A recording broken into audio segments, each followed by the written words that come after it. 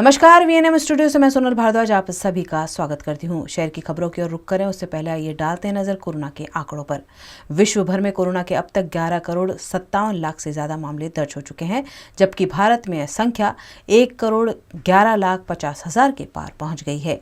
गुजरात की बात करें तो गुजरात में अब तक 2 लाख 71 हजार से ज्यादा कोरोना केस दर्ज हो चुके हैं।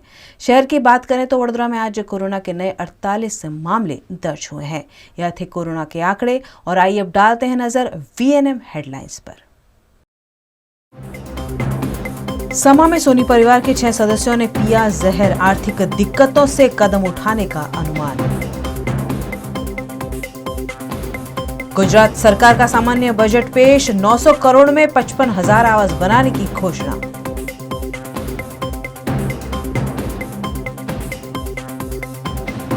और वडोदरा की 2 स्कूलों में कोरोना संक्रमण, 1 सप्ताह के लिए स्कूलें बंद।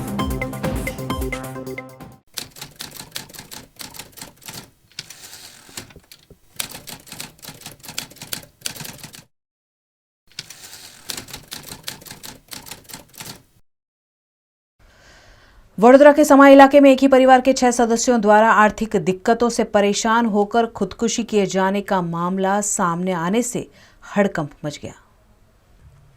समा की स्वाति सोसाइटी में रहने वाले सोनी परिवार के 6 सदस्यों ने किसी वजह से जहरीली दवाई पीकर खुदकुशी का प्रयास किया, जिसमें 2 पुरुष, 3 महिला और 1 बच्चा भी शामिल है। इन 6 लोगों में से 3 सदस्यों की मौके पर ही मृत्यु हो गई।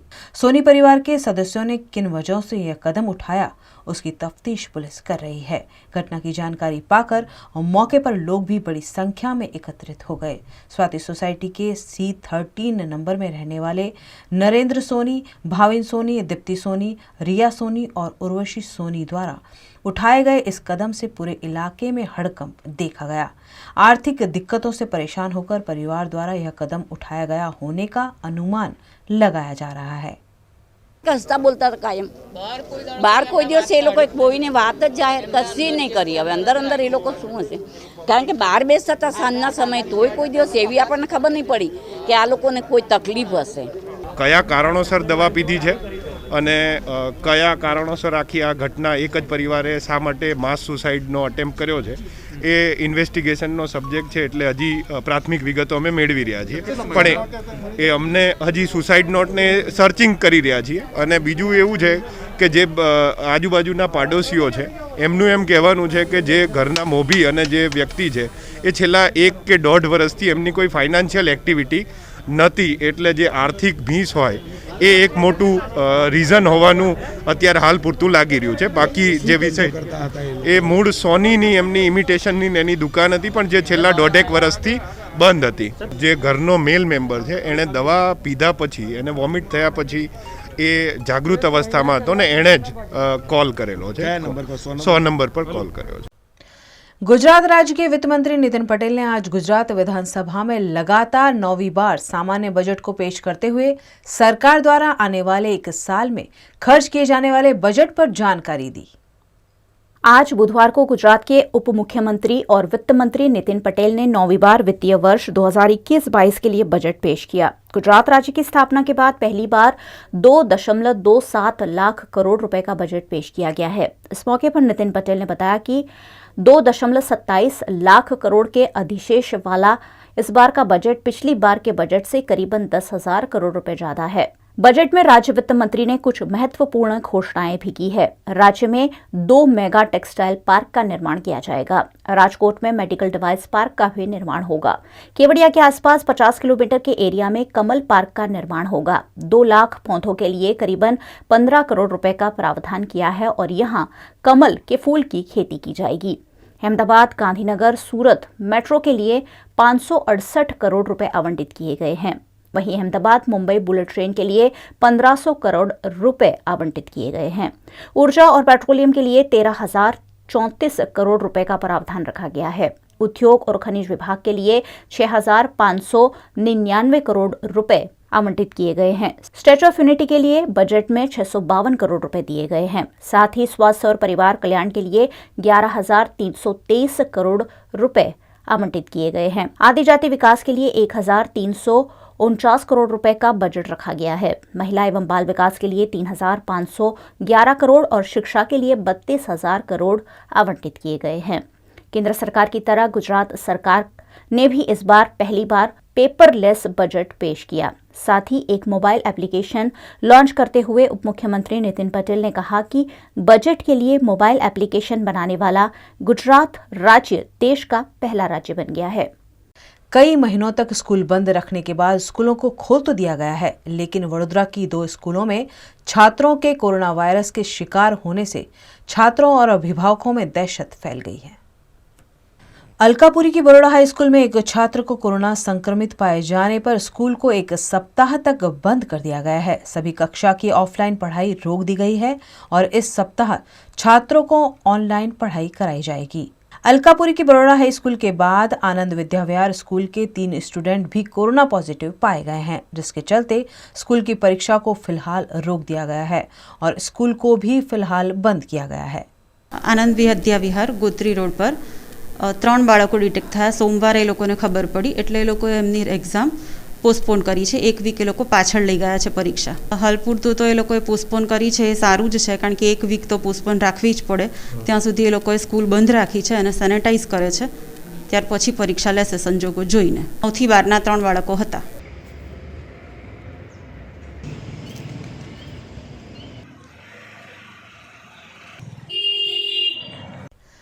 भाजपा के प्रदेश अध्यक्ष CR पाटिल सूरत जाते वक्त वडोदरा रेलवे स्टेशन पर कुछ वक्त के लिए रुके और इस दौरान भाजपा के नवनियुक्त नगर सेवकों और नेताओं ने उनका अभिवादन किया। गुजरात के प्रदेश अध्यक्ष बनने के बाद CR पाटिल ने महानगरपालिका, नगरपालिका और पंचायतों के चुनाव में भारतीय जनता पार्टी को शानदार जीत दिलाई है और पार्लियामेंट से लेकर पंचायतों तक भाजपा को सत्ता पर बैठाया है। प्रदेश अध्यक्ष CR पाटिल आज शताब्दी एक्सप्रेस से सूरत जाते वक्त वडोदरा रेलवे स्टेशन पर रुके। इस दौरान रेलवे स्टेशन पर भाजपा के नेताओं, नवनियुक्त नगर सेवकों और कार्यकर्ताओं का जमावड़ा दिखा। समग्र राज्य में कांग्रेसना सुकड़ा साफ थई गया है। समग्र राज्य में केसरीओ लहराय है અને અમારા માન્ય પ્રદેશના અધ્યક્ષ શ્રી પાટીલજી આજે શતાબ્દી એક્સપ્રેસ મારફતે અમદાવાદથી સુરત જવા રવાના થયા છે, ત્યારે વડોદરા શહેરના સૌ કાર્યકર્તાઓ અહીંયા એમના અભિવાદન માટે આવ્યા છે, કારણ કે સમગ્ર રાજ્ય માટે બહુ મોટી સિદ્ધિ છે। કોંગ્રેસ મુક્ત ગુજરાતનું જેમનું સ્વપ્ન છે એ સ્વપ્ન આજે પૂર્ણ થયું છે, ત્યારે સૌ અભિવાદન અને અભિનંદન આપવા માટે વડોદરા શહેરના કાર્યકર્તાઓ રેલવે સ્ટેશન ખાતે પધાર્યા છે। આજના દિવસે CR પાટીલ સાહેબ જે એક સક્ષમતાથી કાર્યકર્તાઓને પેજ કમિટી બનાવીને લોકો વચ્ચે જાઓ, એ પણ એક માર્ગદર્શન પૂરું પાડ્યું અને CR સાહેબનો પણ અમે ખૂબ ખૂબ આભાર માનીએ છીએ કે જે ગાઈડ આપે અમને કર્યા અને એ જોઈને અમે પણ પ્રજા વચ્ચે ગયા છે। કાર્યકર્તાઓ ખૂબ ઉત્સાહમાં છે, મતદારોને આનંદ છે, મતદારોનો ખૂબ ખૂબ આભાર। વડોદરા વાસીઓનો સૌનો ખૂબ ખૂબ આભાર। વડોદરાના મતદાર ભાઈ બહેનોએ જે રીતે ભારતીય જનતા પાર્ટીમાં વિશ્વાસ મૂકીને ભારતીય જનતા પાર્ટીને વિજય અપાવ્યો છે, ભારતીય જનતા પાર્ટી એમની અપેક્ષાઓ પૂર્ણ કરશે। આજ દિન સુધીનું સૌથી મોટું બજેટ અને કોરોના હોવા છતાં પણ અલગ અલગ ક્ષેત્રમાં બજેટ વધારીને શિક્ષણમાં, રોડ માટે, ખેડૂતો માટે જે રીતે વધારો કરીને બજેટ બનાવ્યું છે, બાળકોથી માંડીને વૃદ્ધો સુધી દરેકને એમના બેનિફિટમાં આવરી લેવામાં આવે છે। હું શ્રી રૂપાણી સાહેબને અને નીતિનભાઈ પટેલ સાહેબને ખૂબ ખૂબ अभिनंदन आपको। लेकिन यहाँ ताज्जुब की बात यह है कि कोरोना महामारी के चलते रेलवे ने कई पाबंदियां लगाई हुई हैं। जिन लोगों के पास ट्रेन का टिकट नहीं होता है उन्हें प्लेटफॉर्म पर एंट्री नहीं दी जाती है। ऐसे में भारतीय जनता पार्टी के सैकड़ों लोगों को रेलवे स्टेशन के प्लेटफॉर्म पर कैसे जाने दिया गया, यह एक बड़ा सवाल है। भारतीय जनता पार्टी द्वारा एक बार फिर नियम सारे सिर्फ जनता के लिए होने की बात सरेआम साबित की गई। न्यूज रूम से खबरों का सिलसिला लगातार जारी रहेगा, बने रहिए हमारे साथ, देखते रहिए VNM न्यूज। लेटेस्ट खबरों के लिए यूं ही देखते रहिए VNM न्यूज और हाँ, VNM टीवी की YouTube चैनल को लाइक, शेयर और सब्सक्राइब जरूर करें। और हाँ, इस बेल आइकन को दबाना ना भूलें। इसे प्रेस करते ही आपको मिलेगी VNM टीवी YouTube चैनल की सारी नोटिफिकेशंस और आप रहेंगे खबरों से अपडेटेड। वडोदरा सेंट्रल जेल में कैदियों के मनोरंजन के लिए एक नई पहल करते हुए रेडियो स्टेशन शुरू किया गया है, जिसका संचालन खुद जेल में बंद कैदी ही करेंगे। गुजरात में पिछले वर्ष गांधी जयंती के दिन साबरमती जेल में कैदियों के लिए राज्य का पहला FM रेडियो स्टेशन शुरू किया गया था, जिसकी तर्ज पर सूरत, राजकोट के बाद अब वडोदरा में भी रेडियो स्टेशन शुरू करने की पहल की गई है। इस अनोखी पहल से जेल की चारदीवारी के बीच कैदियों का मनोरंजन हो पाएगा। इस रेडियो स्टेशन के लिए रेडियो जॉकी द्वारा इस्तेमाल किए जाने वाले सारे संसाधन बसा लिए गए हैं। वडोदरा सेंट्रल में आए additional DGP doctor KLN Rao के हाथों प्रिजन रेडियो का उद्घाटन किया गया। कार्यक्रम की शुरुआत कैदियों ने भजन गाकर की। पहले तो आपको देख के आश्चर्य हो रहा होगा कि जेल के अंदर एक रेडियो स्टेशन क्या कर रहा है, रेडियो प्रिजन क्यों है। मैं आपको बताते हुए खुशी महसूस करता हूं कि रेडियो प्रिजन जो है ये कैदी भाइयों माटे है, कैदी भाइयों के लिए है, कैदी ही संचालन करेंगे। ये एक मल्टी लेवल प्लेटफॉर्म है। इनमें इंफॉर्मेशन रहेगा, एंटरटेनमेंट रहेगा, एजुकेशन रहेगा, लीगल एड रहेगी, हेल्थ बुलेटिन्स रहेंगे, गेस्ट लेक्चर्स रहेंगे, गेस्ट आर्टिस्ट आएंगे, मोटिवेशनल स्पीकर्स आएंगे। सो ये सब लोग आके कैदी भाइयों को जो समय यहाँ पे तनाव में गुजारते हैं उनमें से इनको एक खुशी मिलेगी, इस तरह का है ये।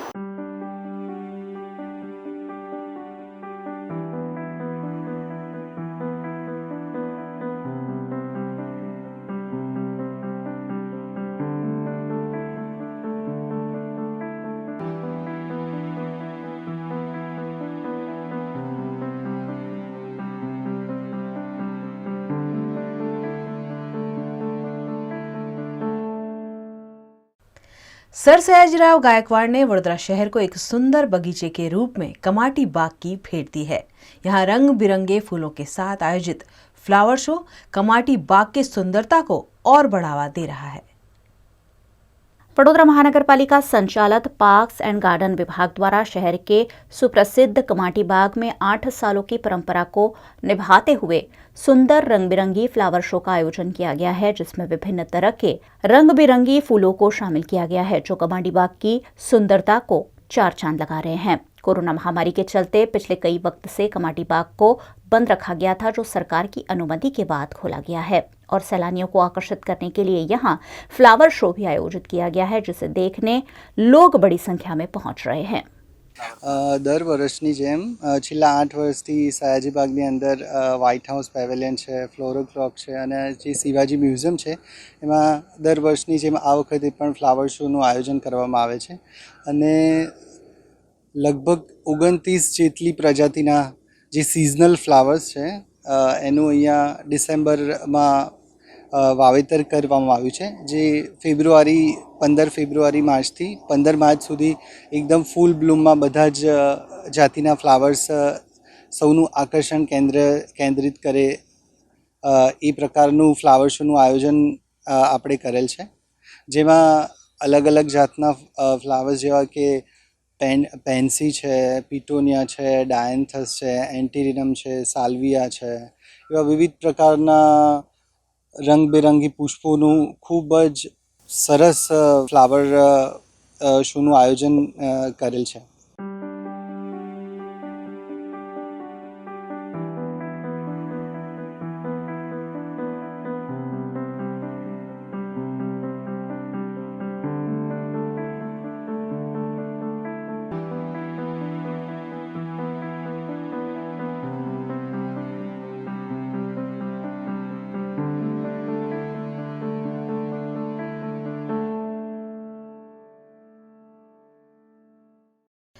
VMC के वार्ड नंबर 10 से चुने गए भाजपा के नगर सेवक नितिन डोंगा पर समाज विरोधी टिप्पणी करने का आरोप लगा है।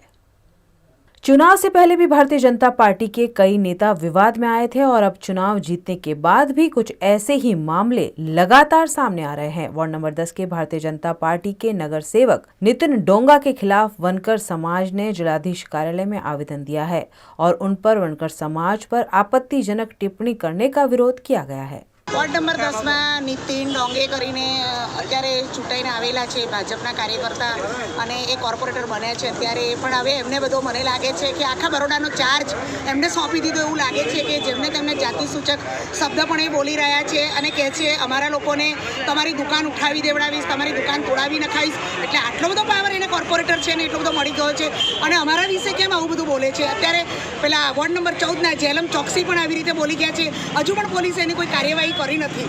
એટલે અમારે આ બાબા સાહેબના સંવિધાનમાં અમારું બધું જે છે તો એનું તમે ગળું દબાઈ રહ્યા છે, લોકશાહીનું ગળું દબાઈ રહ્યું છે.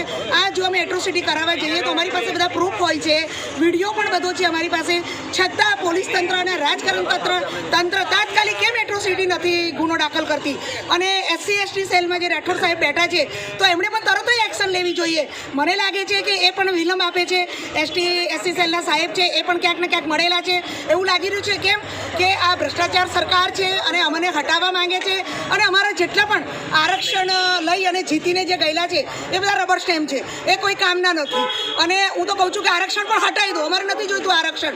આરક્ષણના નામ પર જો અમે અહીંયા આગળ લડતા હોય અને અમે જો આનો અમને હક મળતો હોય તો અમારા જાતિ સૂચક શબ્દો કોઈ બોલતા હોય તો એમના પણ એટ્રોસિટી 24 કલાકની અંદર થવી જોઈએ. વોર્ડ નંબર 10ના જે અત્યારે કોર્પોરેટર છે સર નીતિન ડોંગે કરીને એ આ અજયવાળા ભાઈને ધમકી આપે છે, અક્ષયવાળાને ધમકી આપે છે અને જાતિ વિષયક શબ્દો બોલે છે કે હવે છે ને તાત્કાલિક સાહેબ એટ્રોસિટી થવી જોઈએ અને મેડમને તમે જાણ કરજો. न्यूज रूम से खबरों का सिलसिला लगातार जारी रहेगा. बने रहिए हमारे साथ, देखते रहिए VNM न्यूज. लॉकडाउन के दौरान हमने बहुत सारी रेसिपीज ट्राई की है, कुछ रेसिपीज हमने मॉडिफाई भी की है. ठीक उसी तरह से हमने भी आपका पसंदीदा शो आपकी रसोई मॉडिफाई किया है और उसे हम लेकर आए हैं एक नए रूप में, जहां आपको अपनी रेसिपी खुद ही शूट करनी है. लेकिन आपको कुछ बातों का ध्यान रखना है कि जब आप अपनी रेसिपी मोबाइल के जरिए शूट कर रहे हैं तो वो शूट आपको हॉरिजॉन्टली करना है और दूसरा अपनी रेसिपी के बारे में खुद ऑन स्क्रीन हमारे दर्शकों को कुछ बताना भी है, ताकि हम आपको और आपकी जायकेदार रसोई को सभी के रसोई तक पहुंचा सके. तो इंतजार किस बात का, फटाफट वीडियो शूट करके स्क्रीन पे दिख रहे नंबर पर हमें जरूर भेजें. विश्व वन्य जीव दिवस पर भाईली के बच्चों द्वारा स्किट और फोटो एग्जीबिशन का आयोजन कर पशु पक्षियों के संरक्षण पर लोगों को जागरूक किया गया. 3 मार्च यानी कि वर्ल्ड वाइल्ड लाइफ डे, विश्व वन्य जीव दिवस पर आज भाईली के बच्चों द्वारा एक फ़ोटो एग्जीबिशन का आयोजन किया गया है. लेकिन उससे पहले नुक्कड़ नाटक कर एक संदेश देने की कोशिश की गई है.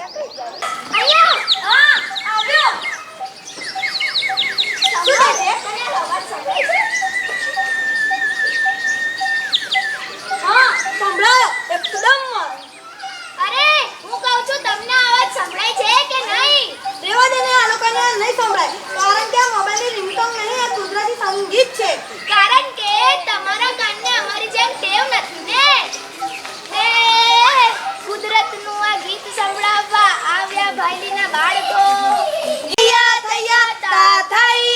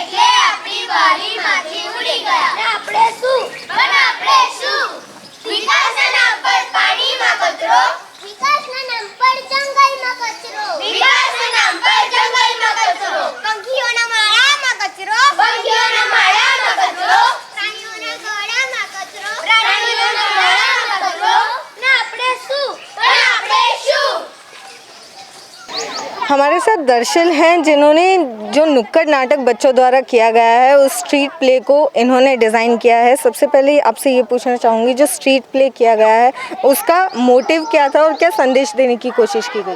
संदेश ये देना था कि आजकल क्या हो गया है कि we are just talking about birds and ये हो गया कि खिड़कियों से निकल के सिर्फ चिड़िया की आवाज़ मोबाइल के रिंगटोन से आती है। तो मोबाइल के रिंगटोन जितने ध्यान से सुनना चाहते हैं, अगर उतने ही ध्यान से, अगर उतने ही ऑब्जर्वेशन और पेशेंस के साथ अगर हम सुने तो हमको ये चिड़िया की आवाज़ सुनाई देगी। और ये पेशेंस आजकल लोगों में खो गया है। तो मेरा मोटिव सबसे ज़्यादा ये है कि हम एज अ ह्यूमन हमारे रोल को समझें, एक दूसरे को ब्लेम ना करें। बिल्कुल, ये मोटिव दिया जा रहा है कि मोबाइल से बाहर निकलकर प्रकृति के बीच बैठकर नेचर को देखकर बर्ड्स की आवाज़ सुनी जाए और उन्हें महसूस किया जाए।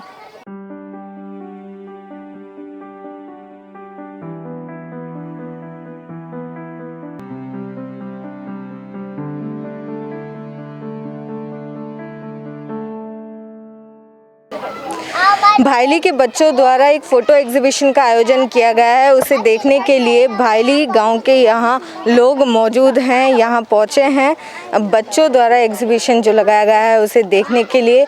इससे पहले बता दें कि जो तालाब है वहाँ पर बच्चों ने सफाई की थी और वहाँ से जो पॉलीथिन्स और थर्मोकोल का वेस्ट है उसे निकाला गया था। उसकी साफ़ सफाई करने के बाद आज 3 मार्च वर्ल्ड वाइल्ड लाइफ डे के मौके पर बच्चों ने इस कार्यक्रम का आयोजन किया है, जहां लोग इस कार्यक्रम को देखने पहुंचे हैं, इस फोटो एग्जीबिशन को देखने पहुंचे हैं।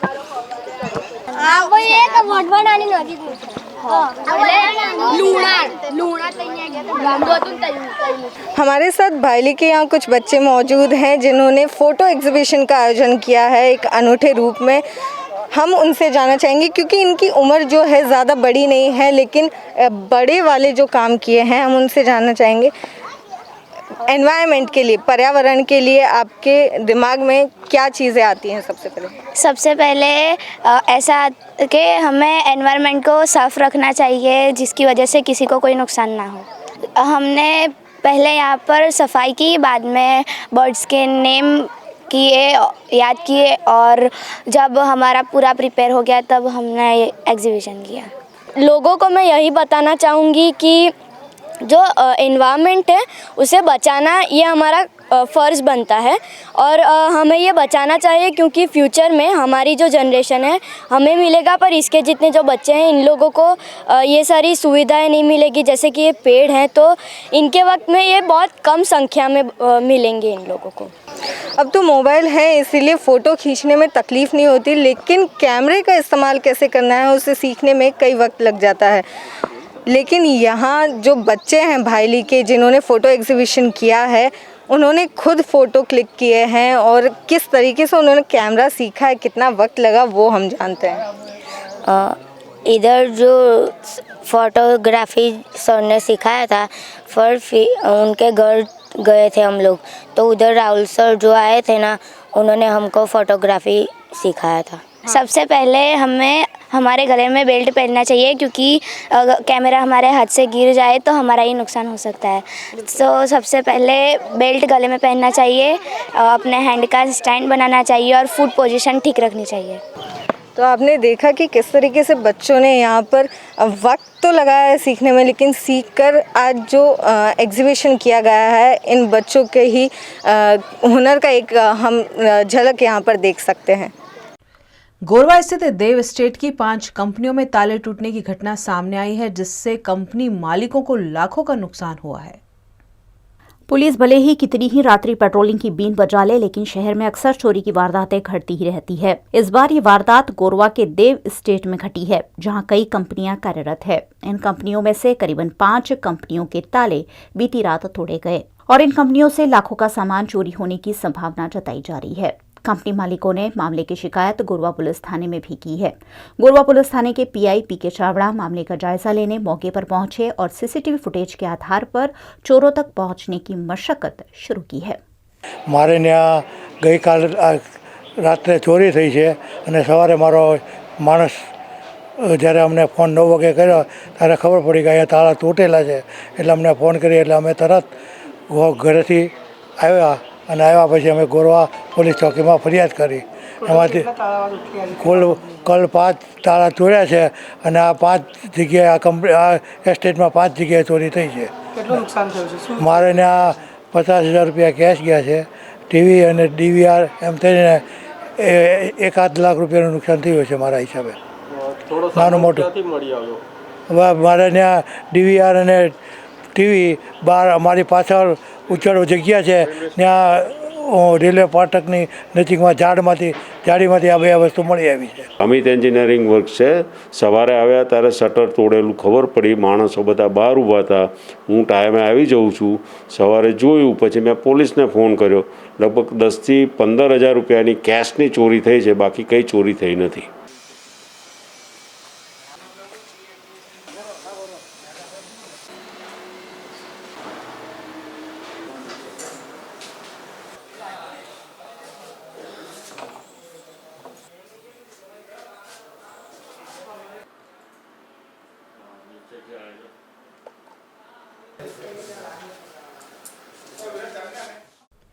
डभोई में बेकाबू स्कॉर्पियो गाड़ी के नर्मदा कैनाल में गिरने से गाड़ी में सवार युवक की मौत की घटना सामने आई है. डभोई तालुका के तैनतलाव गांव निकट से गुजर रही स्कॉर्पियो गाड़ी नर्मदा कैनाल में गिर जाने की घटना सामने आई है. दमकल विभाग और स्थानीय तैराकों की सहायता से गाड़ी को बाहर निकाला गया. इस गाड़ी में एक युवक का शव बरामद हुआ है, जिसका नाम दिशांत ठाकर होने की जानकारी मिली है. ये युवक नाना कराला गांव का निवासी था और कल से ही लापता था. युवक को ढूंढने के लिए मोबाइल लोकेशन के आधार पर ट्रेस किया गया था और उसी के आधार पर युवक की स्कॉर्पियो गाड़ी कैनाल में गिरी होने की जानकारी मिली थी, जिसके आधार पर जांच की गई और युवक का शव बरामद किया गया. स्कॉर्पियो गाड़ी नर्मदा कैनाल में कैसे गिरी उसकी जांच पुलिस कर रही है.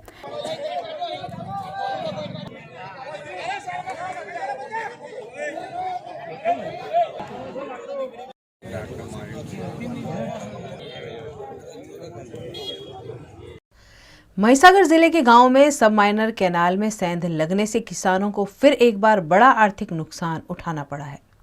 महिसागर जिला के नाना सोनेला गांव से गुजरने वाली सब माइनर कैनाल में रिसाव हो गया है, जिसके चलते लुणावाड़ा तालुका के नाना सोनेला गांव से गुजरने वाली इस कैनाल का पानी किसानों के खेतों में भर गया है.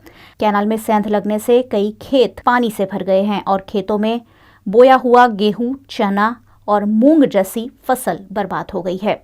इससे पहले भी कैनाल में इसी जगह पर सेंध हुई थी, जिस पर सिंचाई विभाग द्वारा मरम्मत भी की गई थी, लेकिन ठोस मरम्मत के अभाव में फिर एक बार किसानों को लाखों रुपयों का नुकसान हुआ है.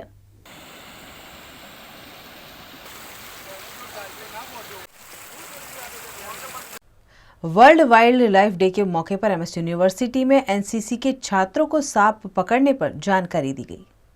3 मार्च को पूरे विश्व में world wild life rescue day के रूप में मनाया जाता है. इस मौके पर सरीसृप वर्ग के प्राणियों की रक्षा के भागरूप एनसीसी के छात्रों को सांप पकड़ने पर मार्गदर्शन दिया गया. साथ ही अलग अलग प्रजातियों के बारे में जानकारी देते हुए उन्हें प्रैक्टिकल डेमो भी दिखाए गए. इस कैंप में डिप्टी कैंप कमांडेंट की ड्यूटी कर रहा हूँ. आमतौर पर ये कैंप 10 दिन का होता है, लेकिन कोरोना की वजह से ये हमने रिड्यूस और ट्रंकेटेड सी सर्टिफिकेट के लिए 5 दिन और बी सर्टिफिकेट के लिए 3 दिन का रखा गया है. मिलिट्री सब्जेक्ट के साथ साथ हम लोग सिविल से रिक्वेस्ट करके एक्सपर्ट्स को बुलाते हैं अवेयरनेस के लिए, जो यहाँ पे आके डेमोन्स्ट्रेशन और अपना लेक्चर कंडक्ट करते हैं. बी सर्टिफिकेट 2 साल का होता है और सी सर्टिफिकेट के लिए आपने 3 साल की एनसीसी ट्रेनिंग ज़रूरी है. मिलिट्री ट्रेनिंग सब्जेक्ट्स के लिए हम आर्मी का स्टाफ होता है, हमारे इंस्ट्रक्टर्स होते हैं. सिविल सब्जेक्ट्स के लिए हम कॉलेज ऑब्लिक स्कूल में एनोज होते हैं. और स्पेशलाइज सब्जेक्ट के लिए हम एक्सपर्ट्स बुलाते हैं, जैसे कि फायर डिपार्टमेंट से, हेल्थ एंड हाइजीन डिपार्टमेंट से, फायर से, डिजास्टर मैनेजमेंट से, ट्रैफिक कंट्रोल के लिए पुलिस डिपार्टमेंट से. अब मेरी बाईं तरफ देखेंगे तो आज के दिन हमने फॉरेस्ट एंड रेस्क्यू डिपार्टमेंट से टीम बुलाई हुई है, जो कि लेक्चर और डेमोन्स्ट्रेशन के साथ बच्चों को इस सब के बारे में बताएंगे. यानी आप तालाब हो, नदी हो या कुछ वो पूरा ग्रीन कलर का हो जाता है। ग्रीन कलर के जितने भी मान्यता है कि ग्रीन कलर के जितने भी साफ है वो जहरीले होते हैं, पर ऐसा नहीं होता है। न्यूज रूम से आज के लिए बस इतना ही। देश दुनिया और शहर की खबरों से रूबरू होने के लिए हमारे YouTube चैनल को सब्सक्राइब कीजिए। अपना खूब ख्याल रखिए। नमस्कार।